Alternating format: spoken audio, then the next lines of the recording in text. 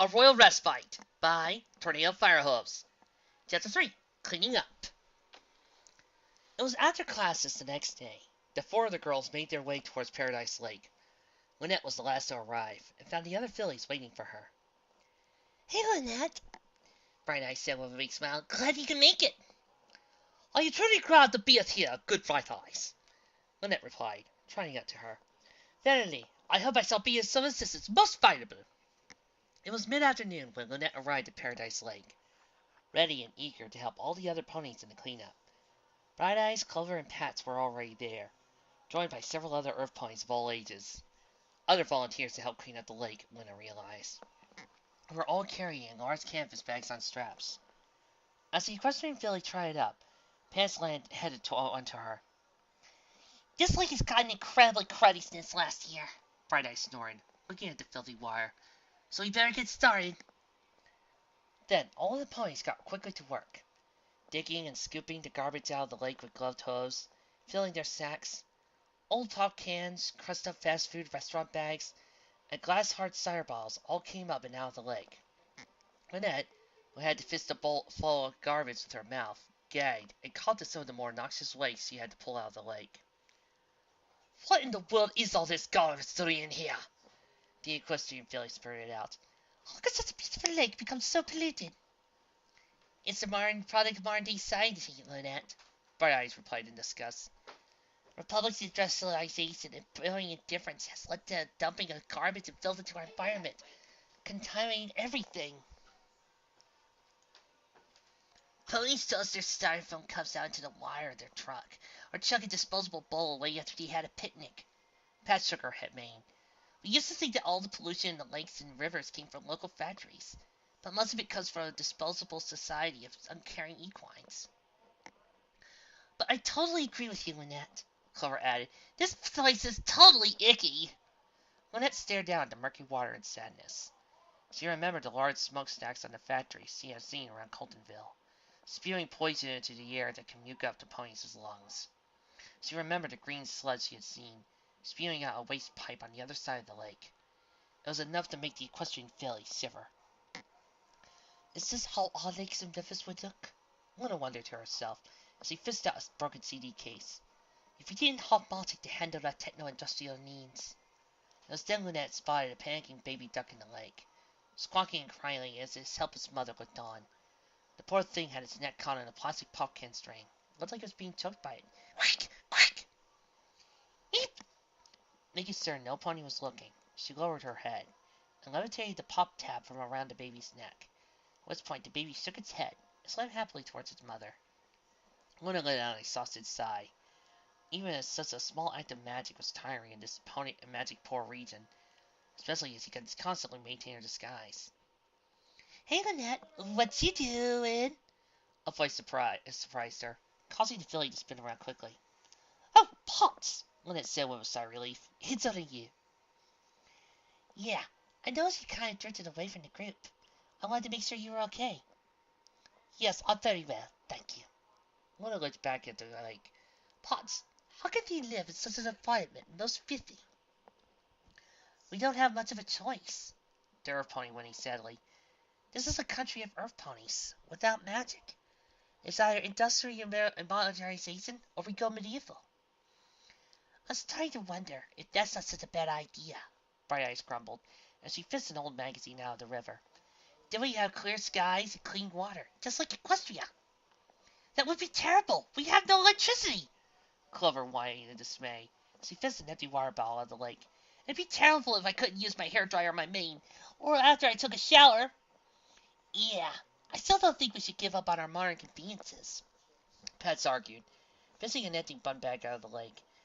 "If ponies would simply be more responsible with what they throw away."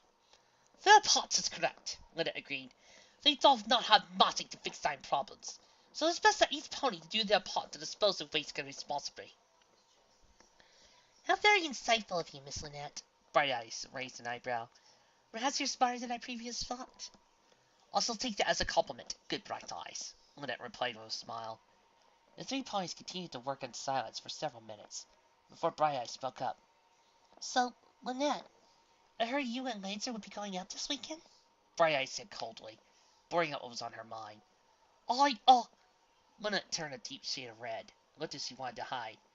Bright Eyes! Pat snapped, looking over the embarrassed Lynette. That's none of your business. Yeah, those two can do whatever they want. Leave them alone, Clover agreed. It's all right, Potts, Lynette replied, looking over her bright eyes. Yes, my friend, Pot also did ask me out. I was volunteered against my will to accompany him to one outing, nothing more. I'm sorry this upsets you, Bright Eyes. Upset me? Nope. Really none of my business. Bright Eyes snored, pulling another piece of litter out of the Paradise Lake. Why should it be matter if we run a roller dancing contest together, or share the first test kiss together? We're not dating right now, so what business is it of mine if he sees other fillies? Taking it back, Lynette rolled trotted over to Patch, picked up the litter while whispering, Pardon me, Potts, but what vexes thy friend so about mine sociality? Oh, pay Bright Eyes no mind, Pat said with a chuckle. She and Lancer have always been close. There are Group's two little bookworms. It's just that she's never had the full courage to tell him how she really feels. Oh, I see, Linda replied, smiling. So the two need a push to get together. Already, the filly's mind was turning over a way to kill two birds with one stone. The time just flew away as they worked. It wasn't very long before the sun was setting over the Paradise Lake. As the last ground wrapper was fished out of the lake, the three fillies swiped the sweat from their manes and exhausted. Good job, girls, Bright Eyes congratulated them. Looks like we got the whole lake clean.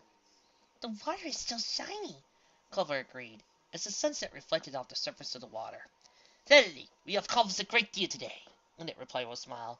It is only a shame that we must end the day now and part ways. Hey, maybe we don't have to, Pat added, smiling at the other girls.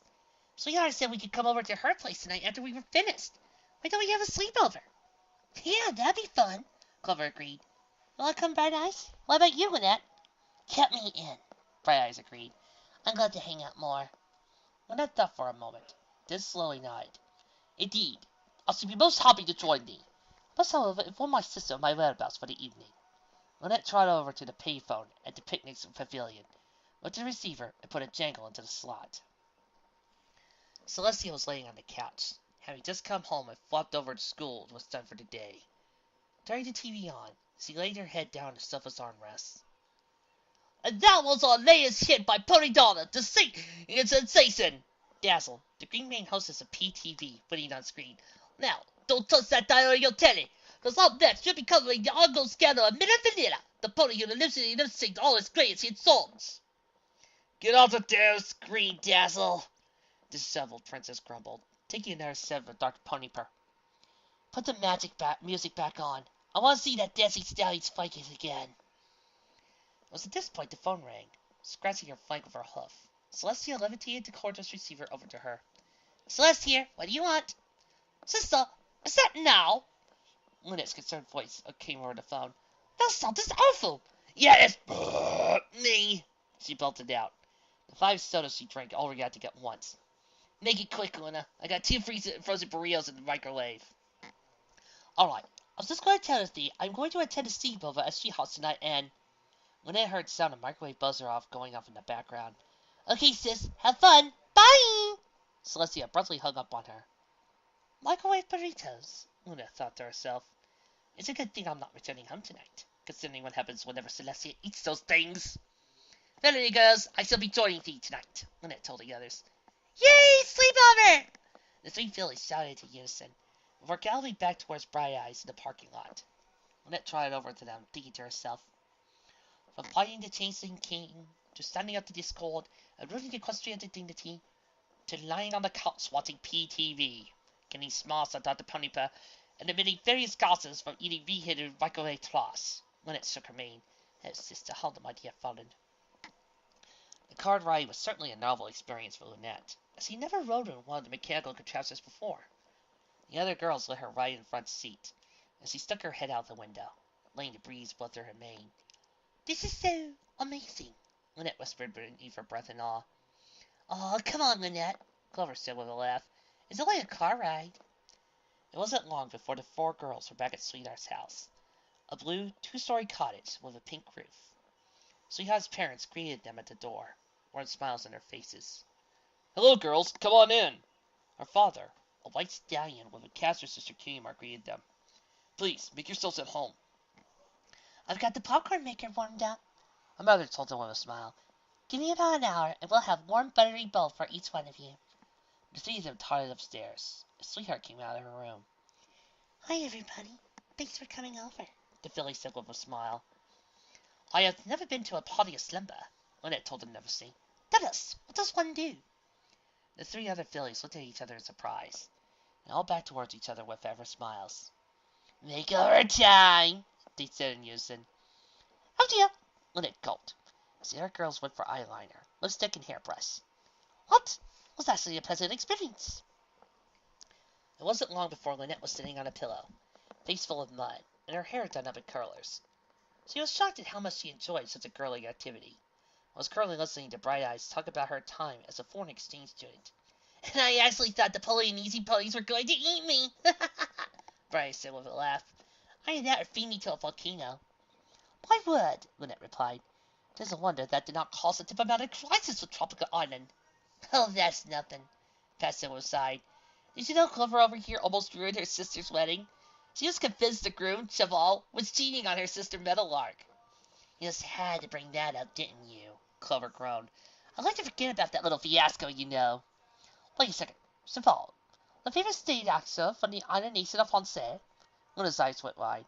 Your sister's Meadowlark Bloom, the ballerina. Yeah, that's her, Clover said with a sigh. I'll never be as a great ballerina as her.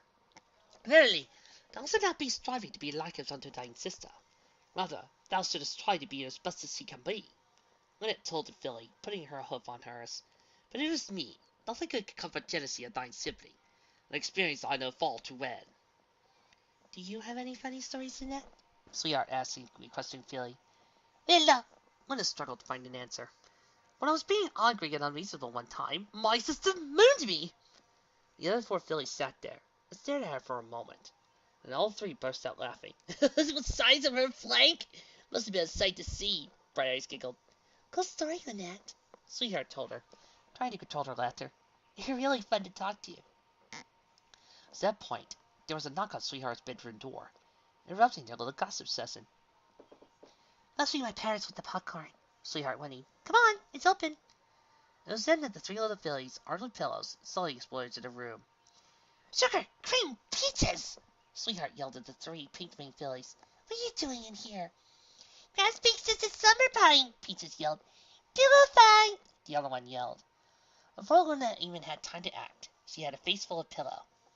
She responded by smacking Bright Eyes with one, then dodging her turned blow from her. With turn hit Clover. Free fall! Pat yelled, as the pillows started to fly over the place. The battle brutally raged across the room. Feathers were flung everywhere. Luna giggled as she was struck again and again. There soon wasn't a pillow full of feathers anywhere in the room. What is going on here? An angry sweetheart father snorted, standing there with the ball of popcorn he brought up. Okay, that's it. We're playing a new game, called Clean Out the Feathers. All 14 fillies, even Lynette, fell backwards into laughter. Chapter 4. Milkshakes, Main Dye, and Gossip. It was after school on Wednesday that Celeste followed the three fillies she had agreed to hang out with today, back to the Rainbow Beauty Salon. The four equines were sharing gossip and laughing about the school day's events. Can you believe that son had no glove was wearing today? Melody Crooked giggled. There wasn't anything so goofy. You got that right, Starlight laughed. It's like something my grandma would wear. Now, girls, that hat was a vintage candlelight creation from Hoity Toity Collection, Bonbon protested. It was designed by the famous equestrian designer Rarity, whose fashions are the foundation of modern pony styles. Whatever that means, it's older than dirt, Bonbon, Melody whined. Leave it to your freaking knowledge of fashion to even know who this Rarity even is. Who knows, girls? Maybe Rarity's designs will become popular again? Celeste added, nervously thinking of her own collection of hats and shoes and dresses the fashion mare had designed for her personally when she had still been alive. Yeah, you're right, Celeste, Bonbon agreed excitedly. Retro look for previous centuries do cycle back into fashion, sooner or later. Yeah, retro looks. Celeste hid her mild wince at the word, as if she needed something else to remind her of her true vintage. It wasn't long before the four fillies arrived at the beauty salon Malsad Combo. Starlight unlocked the door with her key, and they trotted inside. Okay, girls. My mom's away on a business trip today, and she said I could keep the shop closed while we hang out. She trotted behind a corner. So why don't you all have a seat, and I can make us eat an ice cream soda? Say, where's your sister today, Celeste? Beverly asked the white filly, as they all sat down on the stools in front of the counter. Oh, she said something about helping Pats and Bright Eyes clean up a local park. Celeste shrugged. It's just her trying to do her part and help out. Just like our Bright Eyes does, Bonbon said with a laugh. It seems you two are fitting in nicely with our little group. Starlight brought each of the chocolate milkshake, and then sat down beside him with her own as he had poured. So, Celeste, did you even listen to the Cleveland Boys? Starlight asked Celeste. They are, after all, only the coolest band around. Yeah, and the lead singer, Changelink? Billy gasped. Oh man, he is so hot. I even got his autograph this last concert here in Coltonville. Yeah, I attended one of their foreign concert tours in Equestria, Celeste remarked, sipping her milkshake. My ears have never recovered from that unique experience. Aw, you don't like loud music? Bonbon sighed. Hey, did you know Melody has her own band? Yeah, we're called Rockin' Beats, Melody exclaimed. You should hear us play sometime. I'm sure I'll get a chance, Celeste replied, eating some of her speak with a spoon. So, do you girls listen to anything besides rock or rap? What else is there? The other three fillies laughed in unison. Everything else is boring old stuff the adults listen to. Well, there is country music, Celeste replied hopefully. There are many forgoes of music that our other cultures. Boring! Melody snored, rolling her eyes. Honestly, Celeste, you're starting to sound like Bright Eyes and Lynette. Classical music so puts me to sleep, Starlight gagged, sticking out her tongue. How can anybody listen to that junk? I remember when my parents tried to get me playing classical harp for the school band. It was terrible, Bonbon snored. Swear, I will hate lyras for life. You don't actually like that stuff, do you, Celeste? Melody asked her. Yeah, you're right, Celeste whined sadly. Who wants to listen to that dumb old boring stuff anyway? Seeing how down Celeste had become, the four girls finished their milkshakes in silence. It wasn't until they were done that Melody finally chirped up. Hey, come on, girls. We're here to have fun. She galloped through the ice cream and soft skate to the booby parlor next door. Let's all leave this gloomy deal behind us. Makeover time. The three other fillies nodded and galloped to the salon. Celeste climbed to the chair first, while Bonbon and Starlight put her mane up at bobby pins. So, Celeste, what color do you want your mane and coat dyed? Oh, go for a green mane, Melody squeaked. Then you look like PTV host Dazzle. How about a purple coat? Bonbon suggested, holding up the latest issue of Pony Fast Illustrated. It's what all the top models are going for this year. Nice to hear they're going for something besides being 20 pounds underweight, Starlight quipped. Great Bonbon took the magazine there. Was the pink mare easily dodged? After washing and drying Celeste's mane, Starlight got the dyes out and began to work. Oof, I want a yellow and pink mane when he's done, Melody chimed.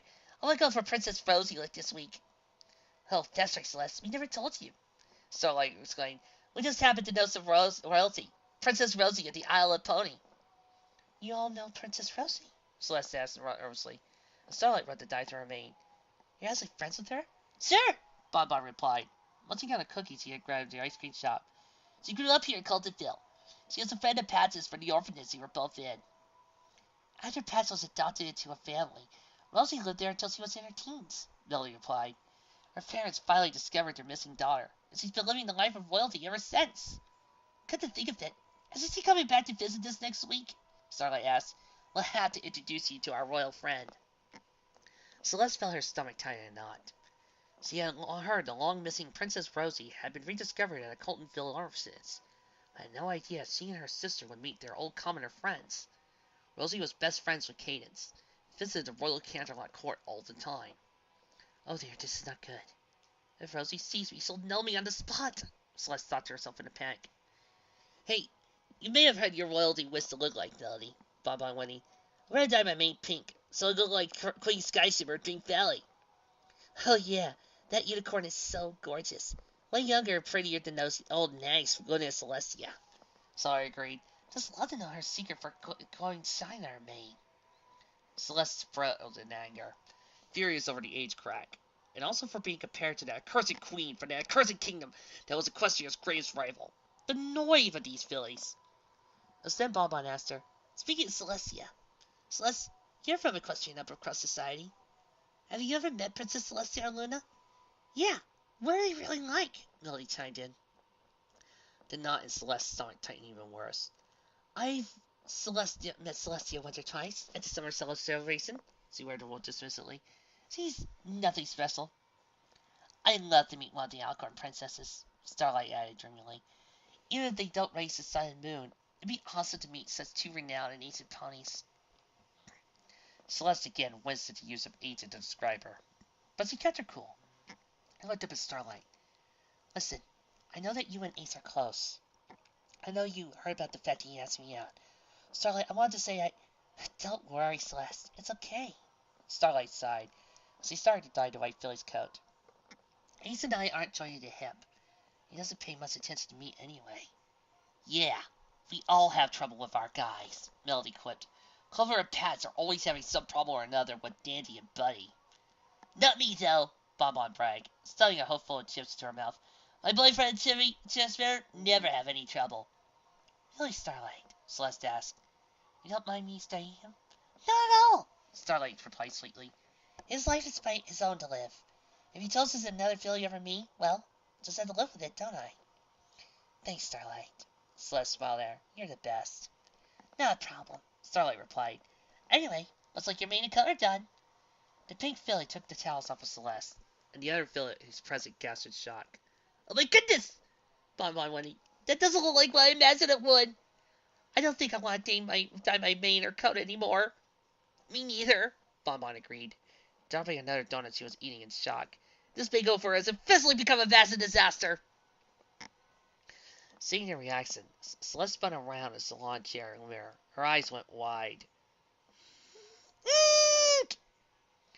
"I'm sure Ace will just love your new look," Starlight thought to herself smugly, as the other three fillies in the room panicked. "They'll teach you to go after my colt, you foreign temptress!" "Sister, I'm home," Lynette called out, as she came into the door of the house. Celeste met her as she closed the door and trotted inside. "In here," Celeste rasped out, hiding back in the shadows in the living room. "What the soda post did Princess talk about in the dark?" the filly said with a laugh, as he turned on the living room lights on. "I had a day most wonderful with the girls. We did clean 6 parks across town. How was your do? Oh!" As soon as the light came on, Lynette saw the disaster that was her sister. A purple-coated, green-maned monstrosity. No single hair on her mane was going in the same direction. The look of disgust on her face completed the picture. "What happened to you?" Lynette asked, trying to stifle her laughter. "You thought for several murderers culpable nemesis, the Chester!" "Starlight's revenge for me dating Ace. I'm sure of it!" Celeste snorted. "I'm never letting that willy filly make me a makeover again." "Why don't you simply shift yourself out of that look back to your true coat colors?" Lynette asked her. "I tried. My Alcorn shift powers aren't working. I'm stuck like this!" Celestia whined in frustration. "They called the music and clothes that we like outdated. Can you believe they're annoying, Luna?" "They're just fillies and changing pods. Says like that's how forgotten what it was like to be a filly, Celestia," Luna said with a chuckle. "Just not so much fun reliving those years as I thought it would be." "Look, we have tomorrow off school tomorrow, due to Republic Founders Day," Celestia snorted, crouching on the couch, turning on the television. "Just give me that to rest up, and I'll be back in the game." "I'm truly sorry, sister, but I cannot give you that," Lynette replied. "Well, I did agree that we would watch Melody's 2 younger sisters, Jing-a-ding and Ting-a-ding, tonight and tomorrow while the parents are busy." At that moment, 2 little filly toddlers quietly slipped in with Lynette, raced into the living room, and began hopping up and down Celestia's stomach. "Yee! Help us, Celeste!" The 2 fillies, bundles of airs, he giggled. They bounced on the top of the excessive mare. "There are times, sister, when I wish I had left you in the moon," Celeste grumbled under her breath.